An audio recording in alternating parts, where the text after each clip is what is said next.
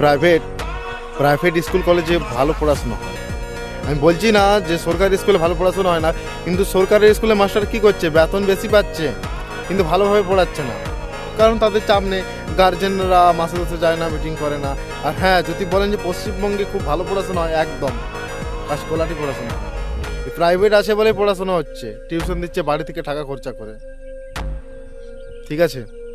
তো সরকারি স্কুলে কয়েকটি মাস্টার ভালো থাকে, বাদবাকি মাস্টার এই আপনি বেসিক স্কুলে দেখবেন ক্লাস 1 থেকে 4 পর্যন্ত সেখানে বাচ্চাদেরকে দিয়ে গাহাত মেসেজ করাচ্ছে, ঠিক আছে, মাথায় মেসেজ করে পড়াচ্ছে, চুলে তাদেরকে জল বয়া করাচ্ছে, তাদেরকে ঝাড় দেওয়া করাচ্ছে।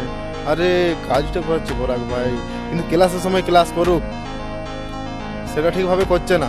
আপনারা অনেকে দেখেছেন, আপনারা অনেকেই পড়াশোনা তো করেছেন, আপনারাও দেখে থাকবেন কীভাবে মাস্টাররা কী সব করে, ঠিক আছে। আমি আর কিছু বলবো না। পশ্চিমবঙ্গে পড়াশুনো খুবই খারাপ চলছে এখন, প্রাইভেট আছে বলে পড়াশোনা হচ্ছে, আমার যেটুকু মনে হয়।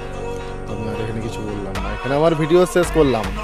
টাকাগুলো ভাই আমাদের এখান থেকে পাচ্ছে মাস্টাররা, বলুন না যাদেরকে বলবেন। সমস্ত কিছু সিস্টেমটা এখানে খুব খারাপ। ভারতবর্ষে পশ্চিমবঙ্গে সিস্টেমের কোনো মাথা ছাতা নেই। আমি আর এখানে কিছু বললাম না, ভিডিও শেষ করলাম।